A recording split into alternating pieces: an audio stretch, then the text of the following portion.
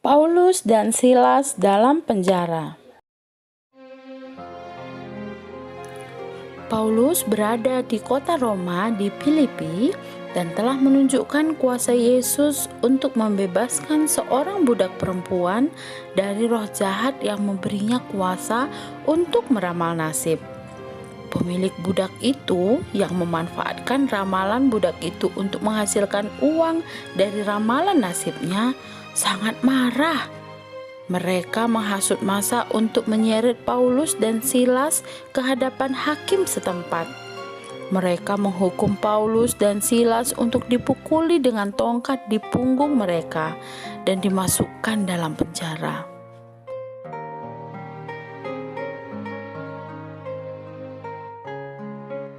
Paulus dan Silas dicambuk dengan kejam dan dijebloskan ke penjara. Kepala penjara diancam akan dibunuh jika para tahanan melarikan diri dan dia tidak mau mengambil resiko untuk itu. Kepala penjara memasukkan mereka dalam penjara bawah tanah dan kaki mereka diikat dalam penjara itu. Meskipun kesakitan dan diperlakukan sangat tidak adil, sekitar tengah malam, Paulus dan Silas berdoa dan mereka menyanyikan puji-pujian untuk Tuhan. Tahanan lainnya mendengarkan mereka.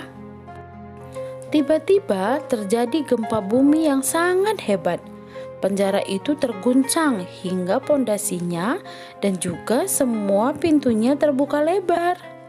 Rantai yang mengikat kaki setiap narapidana pun terputus. Kepala penjara menjadi sangat ketakutan. Dia bangun untuk melihat penjara yang sudah terbuka lebar. Dia mengira para tahanan pasti telah pergi dan mencoba untuk melarikan diri. Itu artinya dia juga akan dihukum karena dianggap telah lalai untuk menjaga para tahanan itu. Mengetahui hal ini berarti kematian baginya. Dia memutuskan untuk mengakhiri hidupnya sendiri di sana. Dan kemudian ia menghunus pedangnya untuk bunuh diri. Tetapi Paulus berteriak kepadanya, "Jangan lakukan itu, kami semua masih ada di sini." Dengan gemetar ketakutan, kepala penjaga penjara itu berlari mengambil penerangan dan berlari kembali ke penjara bawah tanah. Ia tersungkur di depan Paulus dan Silas. Dia memohon kepada mereka, "Tuan-tuan, apa yang harus saya lakukan untuk diselamatkan?" Mereka menjawab, "Percayalah kepada Tuhan Yesus dan engkau akan diselamatkan, engkau dan seluruh seisi rumahmu." Penjaga penjara itu langsung membasuh luka-luka Paulus dan Silas.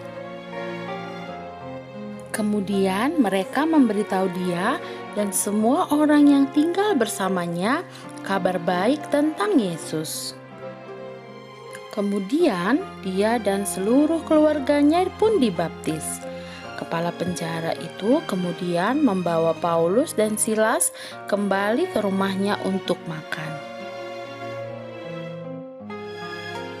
Para hakim kota datang menemui Paulus dan Silas keesokan paginya dan memohon agar mereka meninggalkan Filipi.